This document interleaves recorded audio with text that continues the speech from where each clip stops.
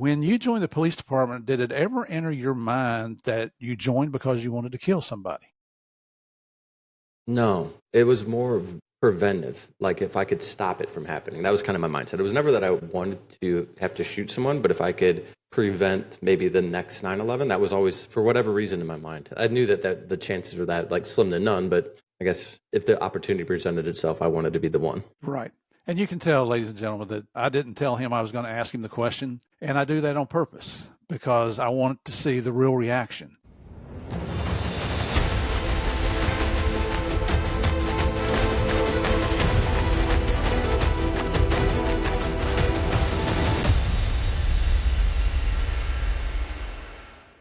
Hey guys, welcome back to the next episode of Game of Crimes with Murph in the Morning. I'm your host, Murph. Pretty obvious, right? And you see what shirt I got on today? If you haven't checked this out yet, the Anti-Hero podcast with Brent and Tyler over there, good people. They got a media company running now called Counterculture. And as a matter of fact, we have one of the members of their media company with us today. This young man sitting on the screen here, this is an individual who has been a police officer for 18 years now. He's in a Northwest Indiana suburb of the infamous Chicago. And he's going to. We got some great stories coming up today. He's an interdiction officer. He's a K-9 officer. Can't wait to get into stories and some other things that we're going to talk about. But you know, it's all going to be good. So, ladies and gentlemen, please welcome Kenny Williams. Kenny, brother, thank you so much for coming on the show. No, it's my privilege and honor to be here. I appreciate you for having me. No, man, it's exciting. I love bringing. That's what I do. I was a cop for 38 years. Now I live vicariously through what you real cops do. And you I don't know. of that 38 years, 26 years as a Fed, that's not really a real cop, to be I quite agree. honest with you. But I had 12 years before that where I was a real cop, so kind of makes up for it. You know how we are. Everybody looks down to Feds, so that kind of breaks down a lot of doors. It always did when I was a Fed, when they found out that you were a local guy in uniform. Yeah, it seems that the groups that I work with, if they're a former cop, they have a little more of understanding of police work than if they came straight out of college and became a Fed. Yep. And you know, I work with some great Feds, but and this is off topic. I didn't plan on talking about this. But that's the cool thing about having your own podcast. You talk about what you want to, right? Right. But quite honestly, I preferred working with state and locals afterwards. Maybe it was because of my upbringing, but they, believe it or not, state and locals always had better equipment than the Feds had.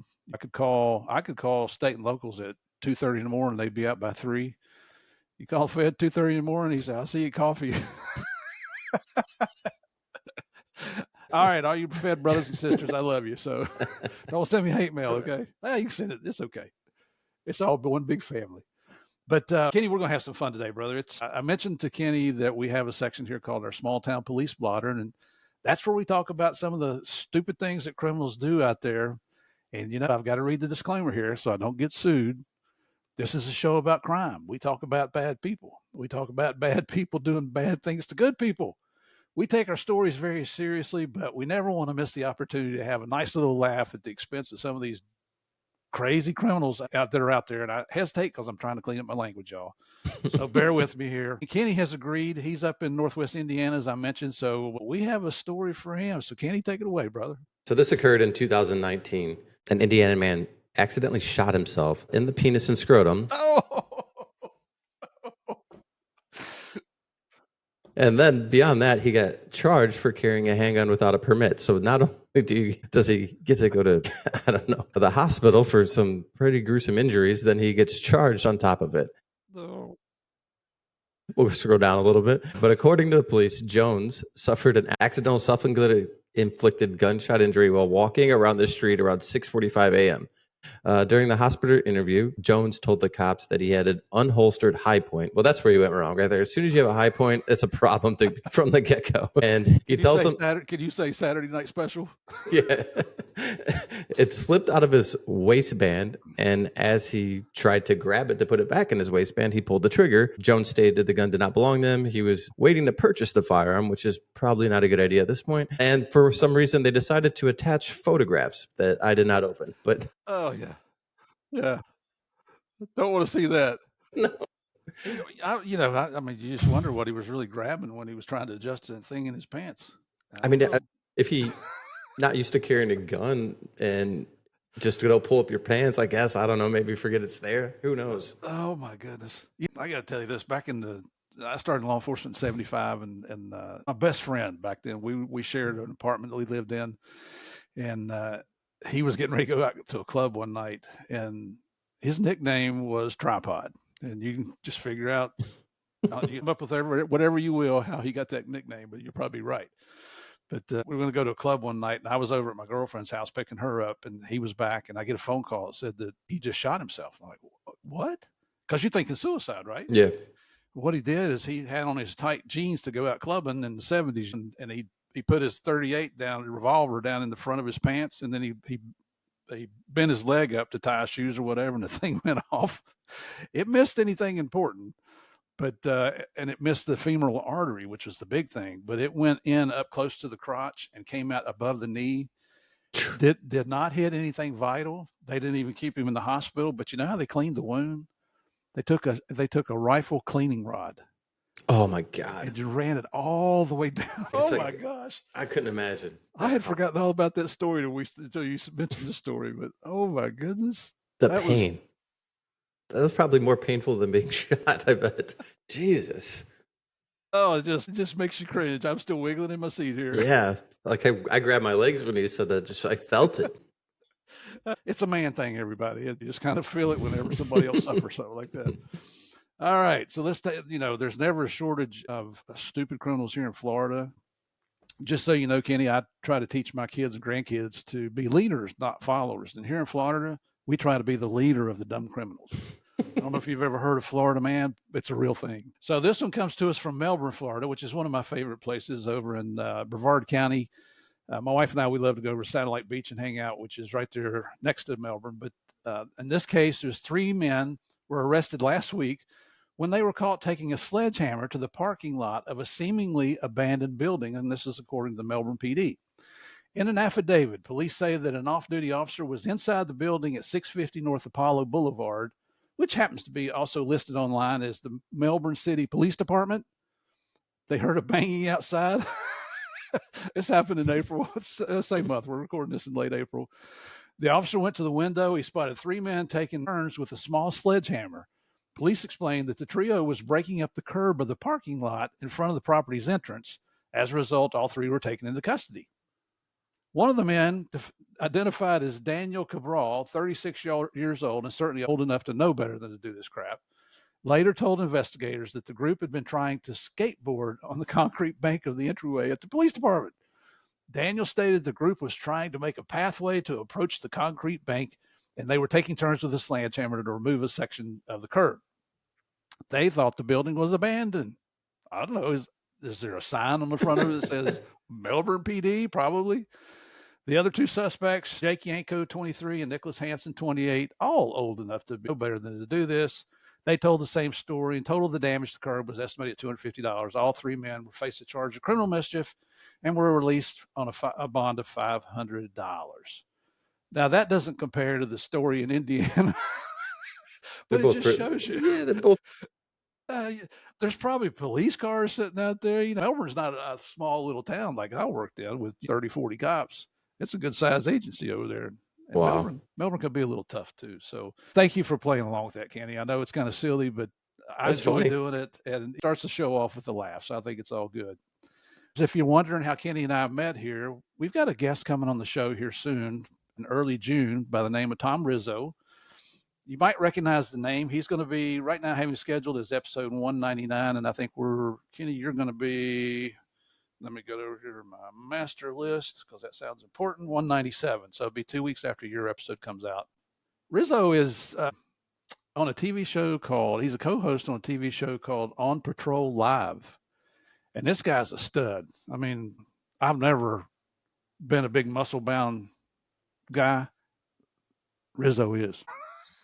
Especially for an old man. Especially for an old man. He's built. Oh, listen to you, man. I'm not going to say that. I'm not going to have him come and whip my butt. But anyway, and the other thing is, I heard about Kenny through these guys, through the Anti-Hero podcast, through their counterculture media company.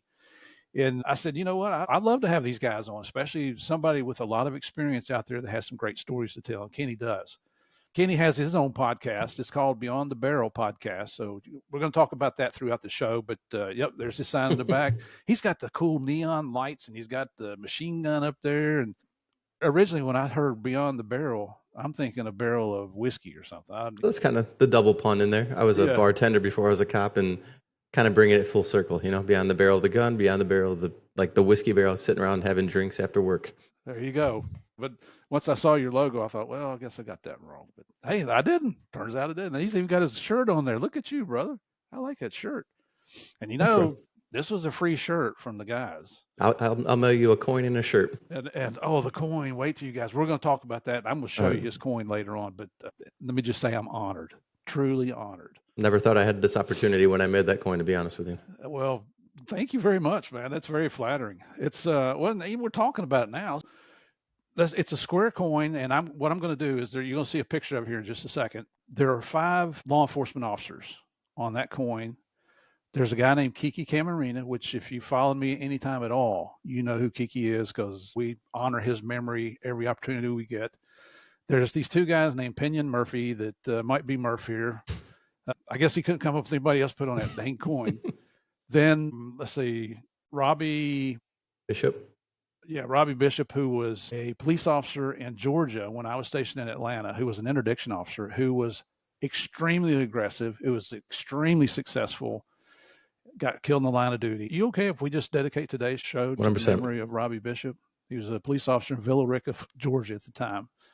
I actually have his end of watch date on here. It was January 20th of 1999. So Robbie, rest in peace, brother. And then the 5th individual on there is a gentleman named Charlie Hanger, who's with Oklahoma State Patrol. Is that right? Yes, sir. Got some great friends in Oklahoma, man. We've had a couple of them as guests on here. Those guys are a hoot to hang out with and a hoot to have on the show. And I'll ask you a little bit more about them as we get going here, but just want to point that out now, who the 5 figures are on that coin. I've never had one with my face on there, so thank you, man. Thank you very much. It was kind of a brainstorm, and I was like, man, who could I put on here that every interdiction or every cop kind of looks up to? And those were the 5 that came to mind immediately. So. Wow, that's an honor. Well, let's get into your story today here, Kenny. If you would, we always ask our guests, where did you grow up?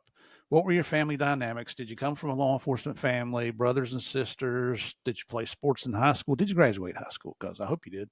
But I know you did because you graduated college as well. So let me just turn it over to you for a few minutes and tell us about your background, please. Born and raised in the same area that I'm working in. Growing up, my grandpa owned a trucking company. We come from like a very mill-oriented family. My grandparents came here from Pittsburgh when the coal mines started to close down for like the aspirations of the great steel mills of, the Northwest or Midwest. Mm-hmm. My dad worked at the mills early in my life. My mom and my dad were married for 3 months. So I was conceived, they got married, and before I was even born, they were divorced. Oh, wow. That's a quick one. Yeah. My dad got custody of me when I was like 3 months old. My mom had some, and still does have some substance abuse issues. So I think going back, you look in early 80s to have a father get custody of a child is unheard of. So yeah, kind of raised by my dad, my grandparents most of the time. Still went and saw my mom, but I was kind of like once a week and every other weekend or something like that, like whatever the courts had worked out. So I didn't have a lot of influence there. But yeah, man, go through high school, played sports, wasn't that great. I was very little. I was like 150 pounds and I was fast. So I ran track and I played football and just got beat up in football. That's all I really did. I didn't really contribute much unless there was speed involved. And the speed was because I didn't want to get hit. So I don't know if I was really that fast or just terrified to get hit. So I was just running. Understood. Yeah, and going through high school, I really didn't know what I was going to do. I had some aspirations to be a teacher because I felt like if I could impact someone that maybe was going through like a childhood where one of their parents had some addiction issues, maybe I could guide them and show them a better route, better path than falling down that same, I guess, generational addict type life. But then September 11th happened, and when I was a freshman in college, and it just changed my perspective. And I wanted to go to the military. And my grandparents did not want me to go. And I kind of used the excuse of, well, I need to pay for college. So they'll pay for college. I'm going to go. Well, then they stepped up and they said, no, we'll pay for college. And I was like, well, I don't really have a fucking excuse now. So I'm going to go be a cop. I had some buddies that were starting to get down that avenue of law enforcement, and I was talking to them a lot, and went and changed my degree from education to criminal justice, and yeah, There you go. kind of went through that. Yep. Yeah, I got your degree in criminal justice and corrections. No, just like Just public CJ? environment. Yeah, public environmental affairs, and then yeah, I don't remember, but yeah, criminal justice. I don't think it's corrections. It's just criminal justice, like a blanket degree. Gotcha. Now, we're going to talk about you. You actually did become a teacher, and we're going to talk about that just a little bit later. So that never actually went away, which is good. And you know what? I want to ask you a question right now that I've been asking lately to every police officer, law enforcement professional that I bring on here. So 9/11 motivated you to either go in the military, or we understand how you ended up in the police. And thank God for your grandparents. They're taking care of you. That's very admirable of them. When you joined the police department, did it ever enter your mind that you joined because you wanted to kill somebody? No, it was more of preventive. If I could stop it from happening, that was kind of my mindset. It was never that I wanted to have to shoot someone, but if I could prevent maybe the next 9/11, that was always, for whatever reason, in my mind. I knew that the chances were that like slim to none, but I guess if the opportunity presented itself, I wanted to be the one. Right. And you can tell, ladies and gentlemen, that I didn't tell him I was going to ask him the question. And I do that on purpose because I want to see the real reaction. And I was a cop for 38 years. I know cops all around the world. In fact, I'm interviewing an Australian cop this evening. I have not met a single cop yet anywhere in the world that said they became a police officer to kill somebody. So all that BS rhetoric that you hear out there that defund the police, don't listen to that junk. That's very self-serving individuals, many of whom are being paid to say things like that. That's my opinion is if you don't like the way it is here in the United States, go to a third world country and try it out. I think you'll probably want to come back. So, okay, just want to get that out of the way because if you haven't figured it out yet, Murph is very pro law enforcement and pro military. So. So there's no law enforcement in your background at all. None of your family members. My dad did a reserve thing for a few years, where it's basically like a volunteer, but it wasn't very impactful in my decision making. Okay, and Kenny doesn't know I'm going to say this either. I don't do gotcha stuff, and I will never do anything to embarrass a law enforcement professional. But here's a young man, or at a very young age, grew up with challenges before you were even born. Your parents are divorced, and you told us your mom had addiction problems. Well, how easy would it have been, or how many times do we see people who would use that as a crutch, as an excuse for failure, to become an alcoholic, to become a drug addict, to become whatever, a criminal? But here's a young man that we're talking to today who didn't let his circumstances dictate his future. And I love that theme because the lady that's out right now, the show that came out this week, Carla Castellanos, if you haven't heard her story, go listen to it because she's another lady who lost part of an arm as a Border Patrol agent in a horrific accident that should never have happened. You want to talk about motivational and inspirational, go listen to Carla. And this episode is going to come out a few weeks after Carla's, but I just get so excited about talking to her. The people like her, like Kenny here, motivate me when I feel, I'm an old man now. When I feel sorry for myself, I don't want to go to the gym. I want to do this, don't want to do that. And then you look at these folks that are out there that could have, I don't know, legitimately had a reason to give up. By God, they didn't. I mean, you folks just motivate the shit out of me. And there we go with the first curse word. How many minutes are we in here? Well, we made it almost 20 minutes. Yeah, that's not bad. So I may edit that out. We'll see. And speaking of going to the gym, I told Kenny I was telling him I went to the gym this morning, and I actually wore this shirt to the gym just to get some reaction from people because people always come up and say, "Oh, I know that podcast." And I told him he's lucky he's not here in the room with me because it was pretty sweaty when I put it on. But I mean, I love these guys. They're hilarious. They're great. The Anti-Hero podcast, everybody. And so I worked with a trainer together. This guy I've been working with for a long time, Nick, and he puts up with my crap, and he doesn't take it easy on you. He works your butt off. But today he put me on one of those round rubber balls to sit on, and then you have to walk your legs out so that you end up with your back and your head on the ball, and you're using your legs to hold your hips up, and you're doing these different exercises with dumbbells and so forth. And it's like, he's okay, now sit up. So I come back up, I roll back up on the ball, I hand him the dumbbells, and he's like, well, just sit there for a minute. And I'm sitting there, the next thing you know, Murph just rolls right off the table. I fell out on the floor. He's laughing, I'm laughing. People stand around trying not to laugh, but it was funny. It's awesome. Oh, yeah. When I joined DEA, there was a guy I worked with, Kenny Peterson. Loved the guy to death. Learned more from him than anybody else on the job as far as DEA. And his saying was, don't lose your sense of humor. Every time you start to get ticked off about something, he's like, hey, don't lose your sense of humor. And that's the way it is, you know? Yeah, Yeah. well, did I look like an idiot? I sure did, and I knew it, and they knew it. So why not have some fun with it? Yeah. Okay. I feel like if you could laugh at yourself, it makes life a little bit easier than taking everything so seriously. Absolutely. Now, Kenny did further his enforcement, his law enforcement education through a DEA school. And I got to give DEA a shout out here. We call it the DUCA school, the DUCA, the Drug Unit Commanders Academy. How long did you go to that school, and what year was it, if you remember? It's probably 3 years ago, 3 or 4 years ago. It was my class. It's like Duca number 82. I don't know where they're at now, but so like that, just to give anyone that's been through perspective. And I think it's like 11 or 12-day school. It's a leadership school that's focusing on running units and narc units and those types of things, and kind of opened your eyes to a lot of this stuff that I didn't even know the DEA had. It was good. I liked it. Yeah, it has an outstanding rating. I think it's DEA's. It's not equivalent to, but it's their answer to the FBI's National Academy, which is fantastic. I think that's admirable too.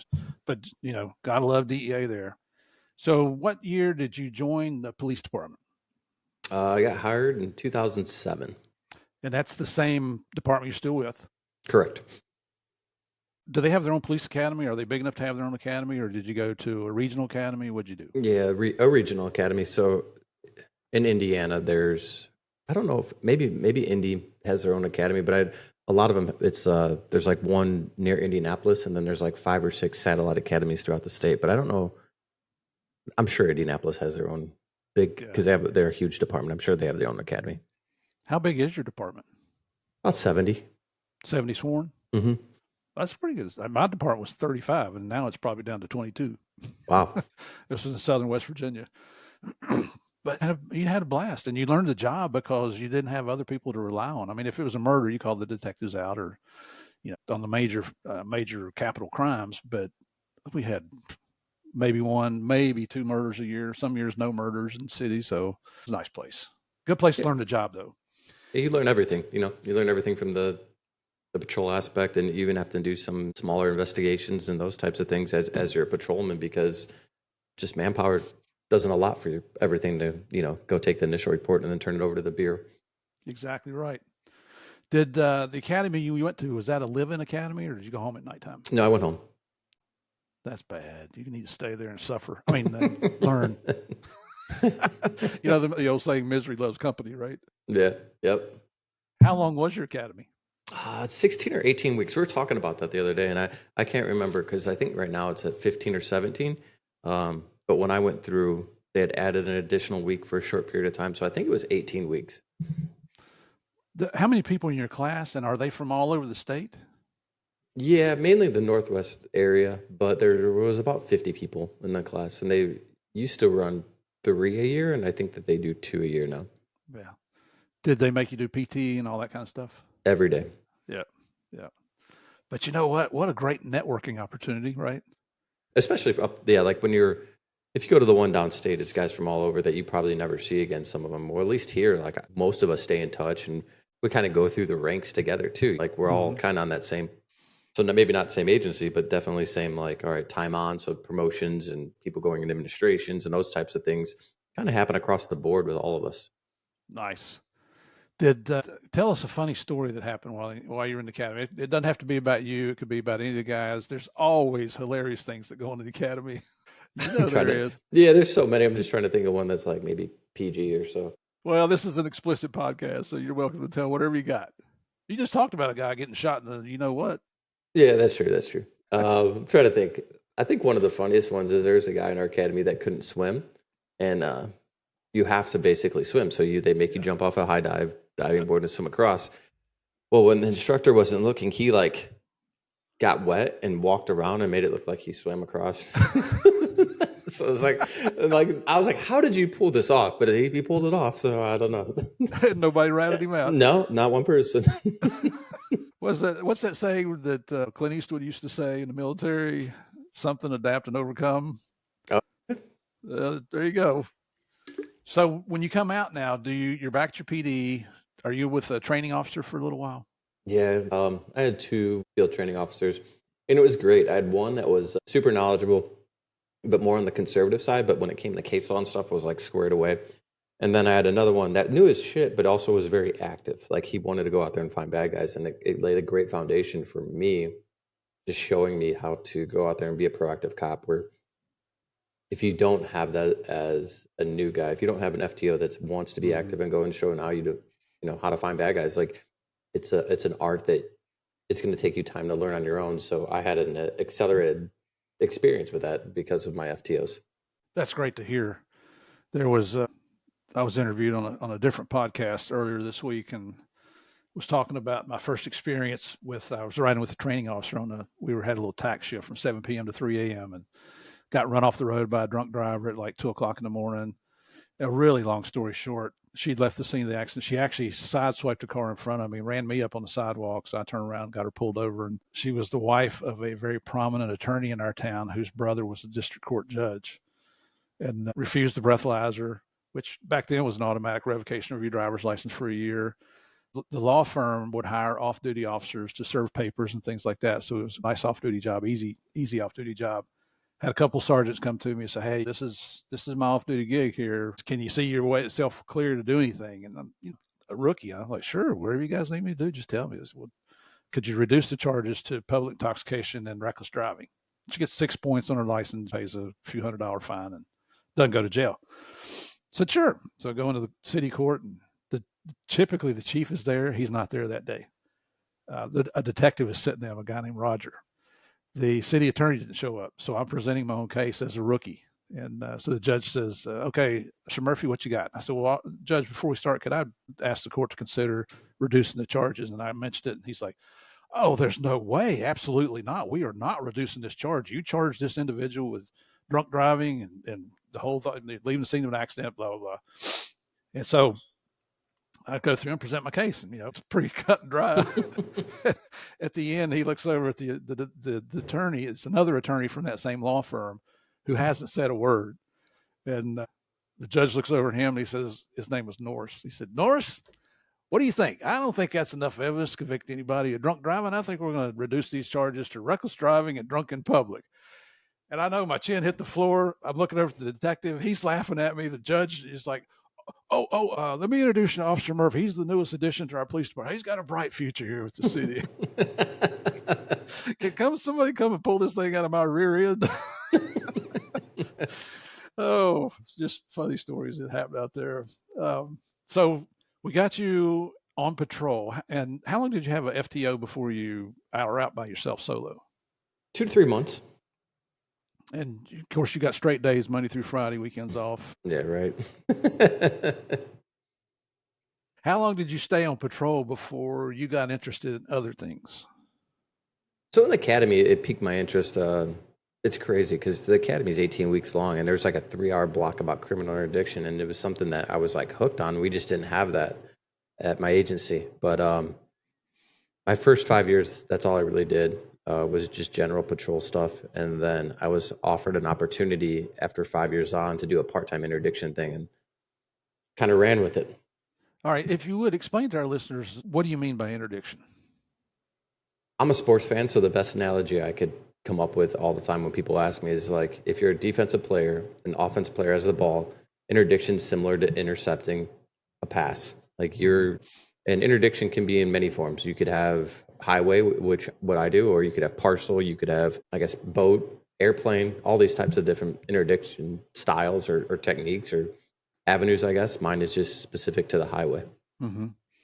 And so you're taking, like when you're a patrol officer, you're on a beat, you're assigned an area of responsibility, and you're out there patrolling, looking for things, but you're being very reactive because when a call comes in, you're reacting to that call. Whereas when you're looking for things proactive, you're being proactive, right? Correct. So that would, in my book, that's how I kind of picture interdiction. And are you working? Is there a major highway that goes through your jurisdiction, or? Yeah, we have theoretically we have 4 major highways. We have I-65 that runs north and south. We have 94 that theoretically connects Chicago to Detroit. And then we have 80 and 90 that come together by us outside of Chicago that run together. And that's all within the city jurisdiction there. So in Indiana, once you're sworn by the state, basically you have statewide jurisdiction. So theoretically, I work in 5 different counties. Wow. And your chief's okay with that? Mm-hmm. Yep. You must be pretty successful at it. Luck? There's no such thing as luck. Yes, there is. There's no such thing as coincidence. Luck. Things happen for a reason. That's because you're out there doing your job. I guess preparation meets opportunity, but it's a lot of luck, right place, right time. Yeah, you can say I really don't believe in luck, but it's your interview, so we'll go with it. Sounds good. So that leads me to a question. Let's say you make a money seizure.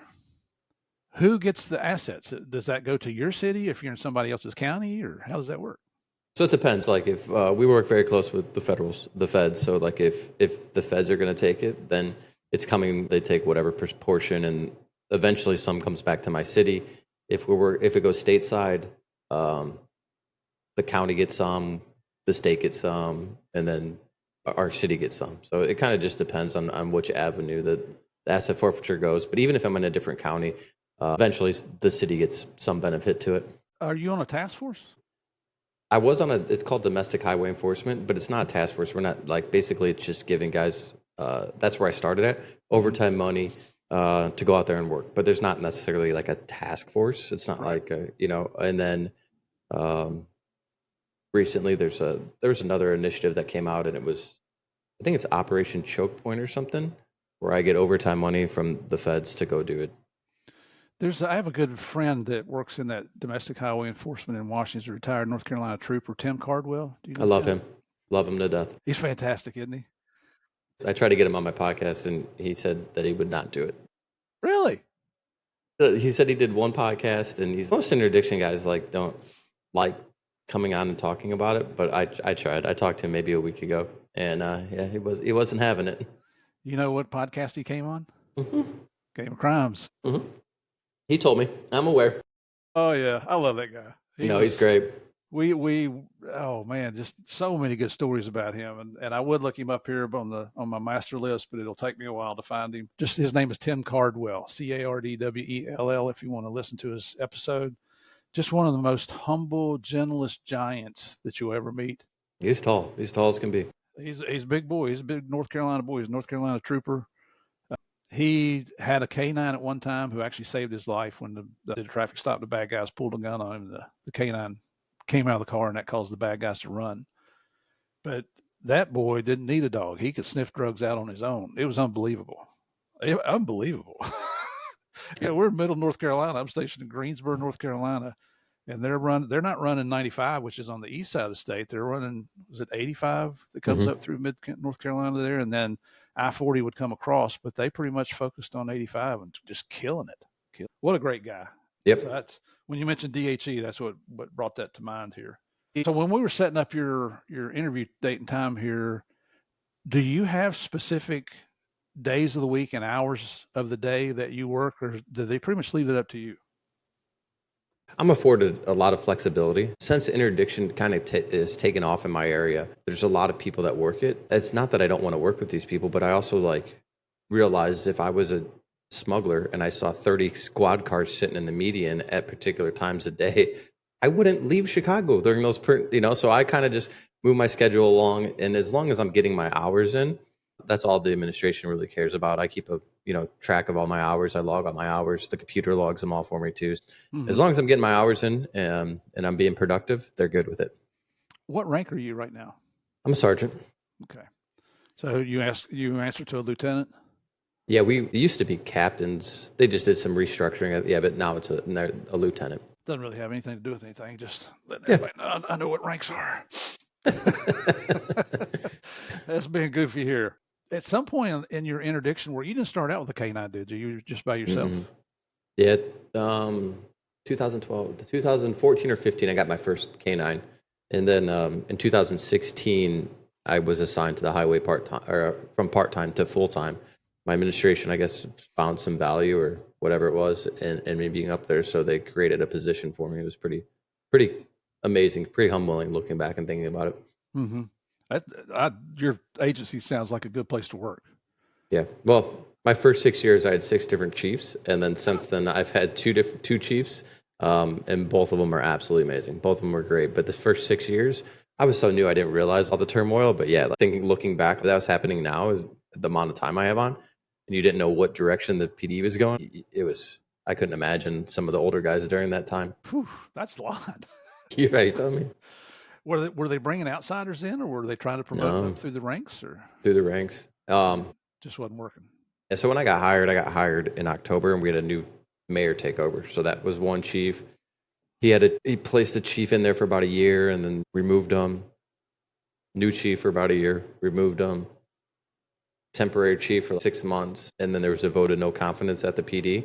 And then his assistant chief took over for 6 months, and then finally we got one of the better chiefs that we've had. Yeah. Wow. Yeah. Do you think at some point in your career you might want to be a chief someday? Yeah, not anymore. Unless I have, because they say the lifespan of a chief is about 3 years. Unless I knew I was leaving after those 3 years, I don't know if I'd want to do it. All right, cool. You don't like me anymore. I'm out, retiring. But I don't know. I mean, at least like my DEA partner Javier Pena, we promoted up to the highest ranks of DEA. We were both special agents in charge. Never had any inkling that either one of us would do that. But there's still politics. There's not as much though in local life, I guess, because the mayor wants to be the one telling everybody what to do, and they do have some certain amount of power, or a city manager, whatever it might be, and the board of directors for the city. And you get a little bit more autonomy, I think, within the feds than you do the state and locals. Yeah, I could see that.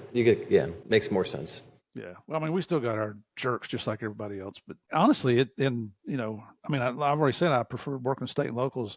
Honestly, I don't think that we had as many jerks in the feds as I've seen in other agencies. But you got to stand in somebody's shoes for a while to know the inner workings of what's really going on out there. For sure.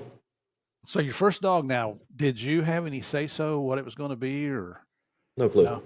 No. And did the city buy the dog? Let me think about I'm not positive about that, to be honest with you. So our K-9 unit has created its own nonprofit, and we do fundraisers and those types of things. Like the city has to give us a certain amount of stuff based on federal law, but a lot of our dogs training and equipment is paid through that nonprofit. So it's kind of self-funded. I can't say yes or no. I know my second one the city paid for, but I don't know about the first one. Yeah. Well, and the reason I ask is because you know better than I do how expensive they are. Yeah.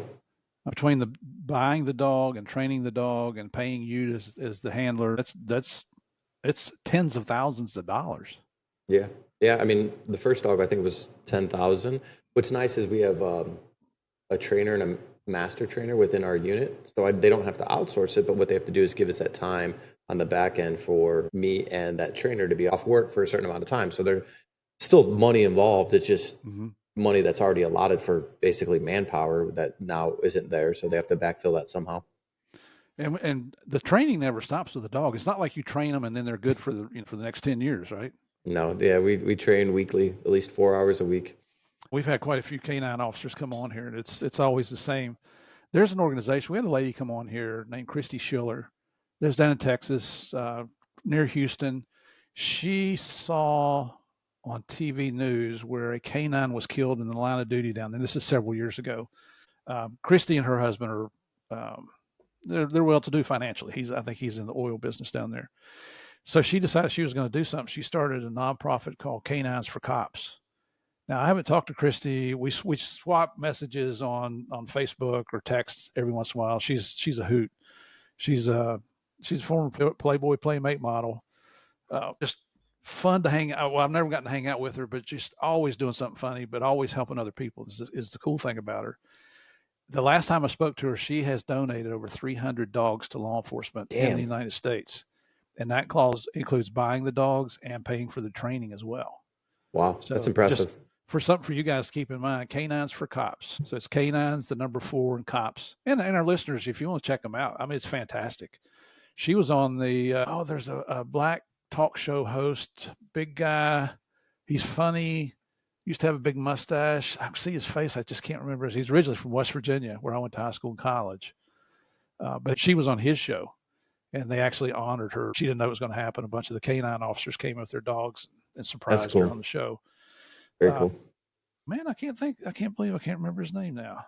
Good guy, man. I like it's. He's a comedian, but the things he does on there are very motivating. She also started another thing called Canines for Kids, where they put dogs into schools now. Just a resource that you might keep in the back. That's of your awesome. mind. You never know. Is it like a service, like a therapy type dogs then? No, they're trained police dogs. Everything from really? pack dogs to sniffing drugs, and the ones that they put in the school are for explosives and guns. Nice. Okay.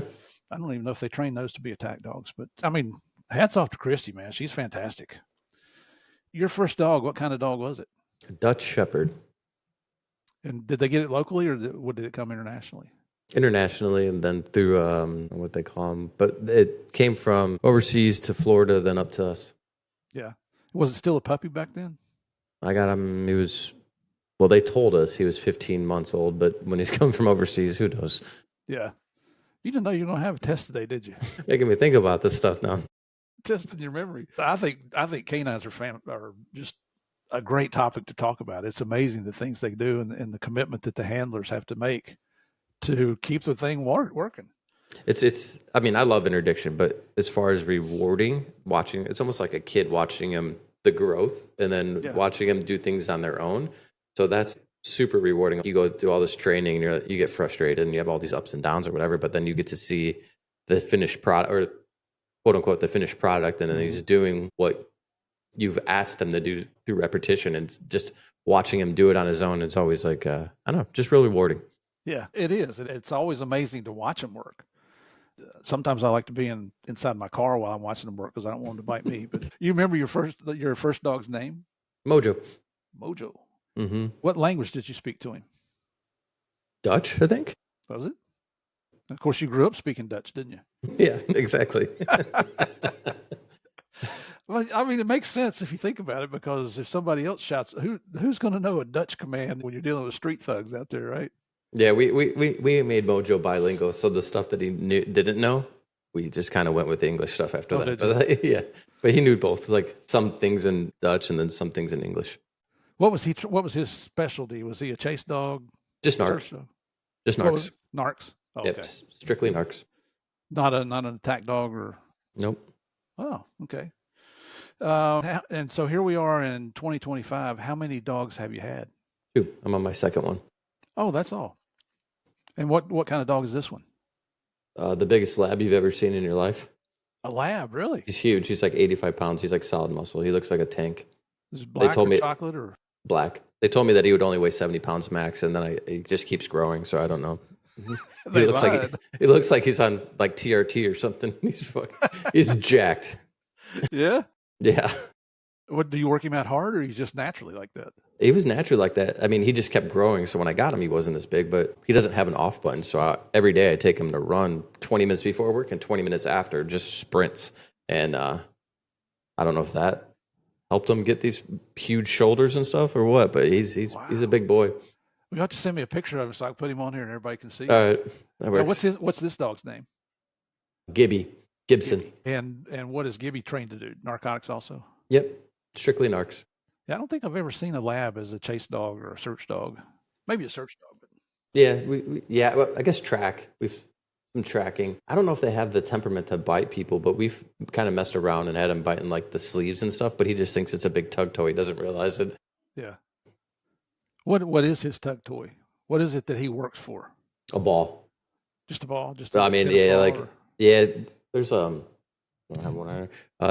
it's a big round, but it's all rubber. So it's not like, because his jaws are so big, so he can't like destroy this. It's about, almost looks like a rubber shot put, if that makes sense. And then that's what it is. It's amazing that you see these dogs, they're so aggressive. And then when they're done, all they want is that chew toy. That's it. That's just so amazing. I don't know why. Just you look at the thing and it looks like a little monster running around there. It's Have funny. you? Oh, go I'm ahead. sorry. Go ahead. No, You go ahead. our master trainer said, "I wish I could find cops that would work for a tennis ball." Like, it's true. I bet every administrator in the world says that. It's true. Yeah, no, we're a little more picky than that, aren't we? Yeah, a little bit. And just so our viewers here know, now when you finish a shift, you just leave him at the station and you go home to yourself, right? No, he's with me 20. Yeah, yeah. That'd be facetious when I Yeah, say I know. this, but I mean, it's a commitment. It's a lifelong commitment. I don't know if you married now, have Yeah, children. married, no kids. Yeah, and so your spouse has to be willing to put up with that as well because you got dog hair on everything, and he's got to get up, and go pee in the middle of the night. That's my job anyway. So I mean, it's a little inconvenience, I guess, for my wife. But yeah, my retired dog lives at home with us, so she has to deal with him during the Oh, day. Yeah, so wow. we have three dogs: her dog, and then retired Mojo, and then Gibson. They're all big boys and a Holy big girl. cow! Yeah, So you guys really can't go on vacation or anything, can you? it's hard. We have to board them, and I feel bad boarding our dogs. And then our girl dog is so needy; she like needs interaction. So we'll usually have like a friend come stay at the house with her because she like boarding life doesn't work for her because she's babied and she just needs interactions with people. She's such a lovable dog, and when we Yeah, board her, even the people that board the other two were like, "Sadie's miserable here. You guys got to find something else. We feel bad for her." yeah. Well, anybody that's a pet owner knows they are like your children. Even when you have children, your pets are still like more children. We had a cockapoo that was the best dog we've ever had. Her name was Molly, and just friendly, outgoing. And we moved to Florida. Connie and I moved down here 3.5 years ago, and her kidney was failing. We already had her in the hospital for like a week, which cost as much as a human hospital. Yeah, And that's coming out of your pocket. It was amazing how much money we spent trying to help Molly out, but eventually had to put her down, and it was just so. yeah. I'm dreading those days. Mojo had two surgeries already, but now he was about 3 years old, 4 years old. He had a heart murmur, and we had to Mhm. take him down to Purdue University, and whatever they did, they fixed that, and then shortly after he retired, he tore one of his ACLs, so we had to go have ACL surgery. Oh, And then recently, he tore his other one, but at his age, the vet's like, if he toughs it out and can get through like the soreness and his mhm. stability he doesn't lose that much stability, we're not going to do it on the second back leg. But Yeah, he's a war, like, I don't know, he's just a tough old man. yeah. I love them, man. I mean, they're like, I love the fact now that, and I don't know if it's like this in Indiana. I'm guessing that it is that they are actually recognized as sworn law enforcement officers.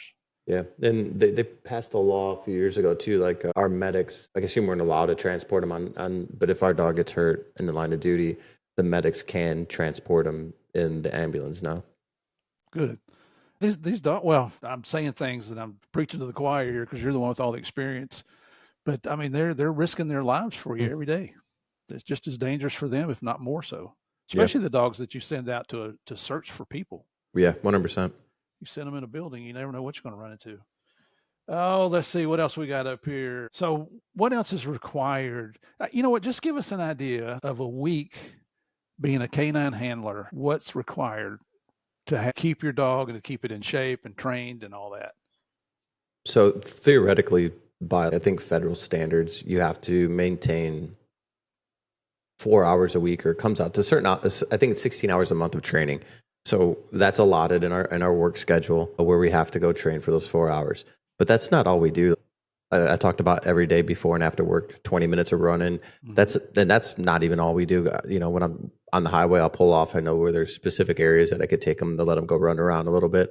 Early when he's learning how to find narcotics, like every day I'm putting out narcotic hides, letting it sit for, 20, 30 minutes, and then so I can't leave because I can't leave the drugs out.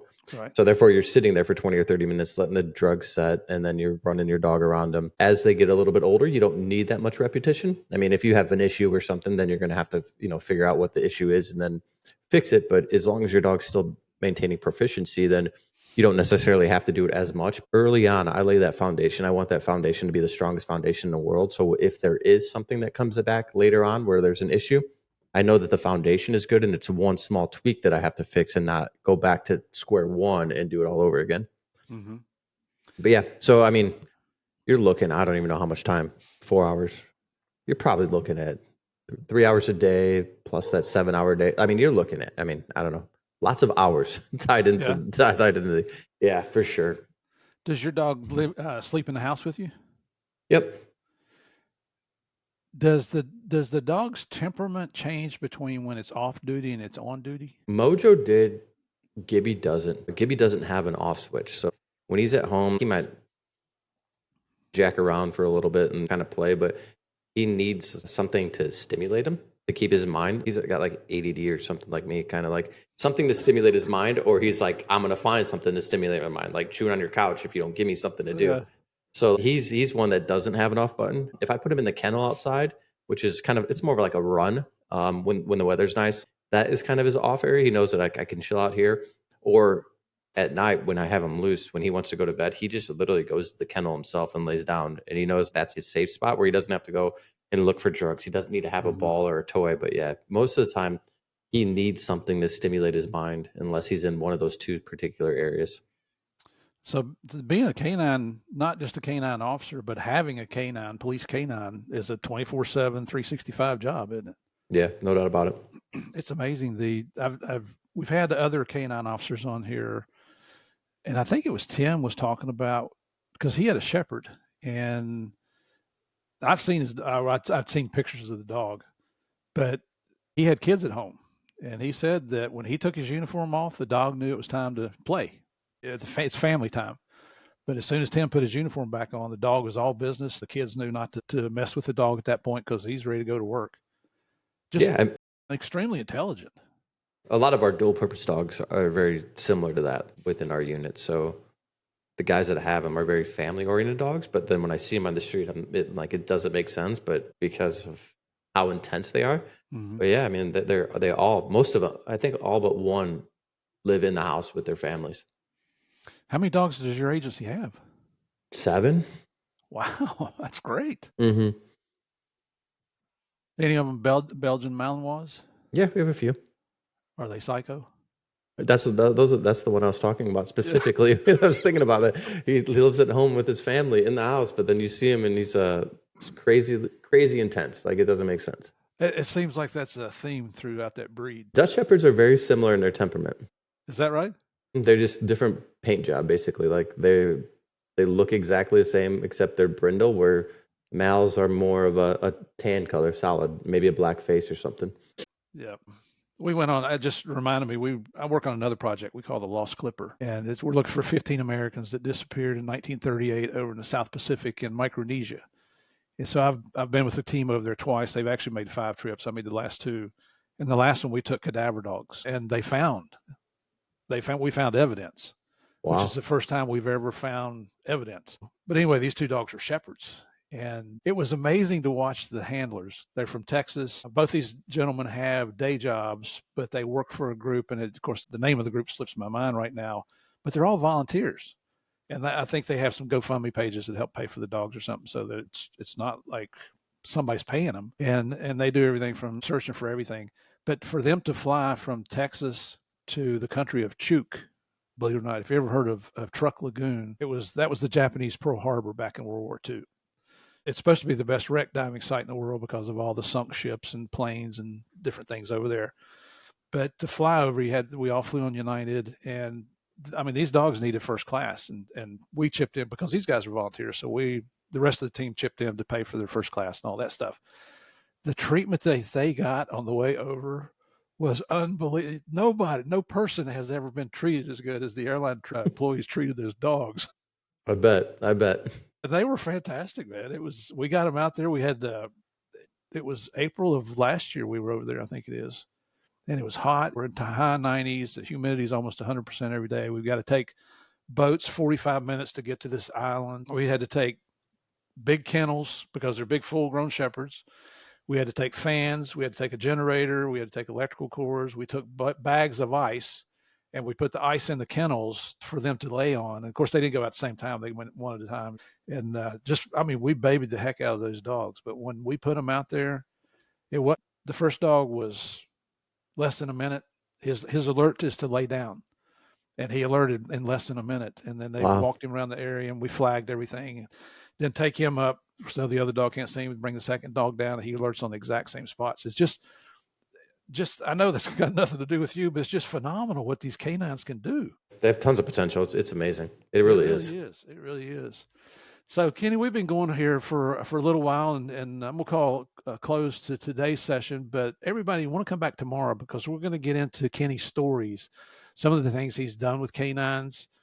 I'll shut up. I won't talk as much on tomorrow's episode, and I can't help it. I love talking to cops, and I'm probably never going to change. But I hope you enjoyed today's episode. If you're an animal lover, you definitely want to come back and hear tomorrow's episodes on what the capabilities of Kenny's dogs are and some of the success stories that he's had.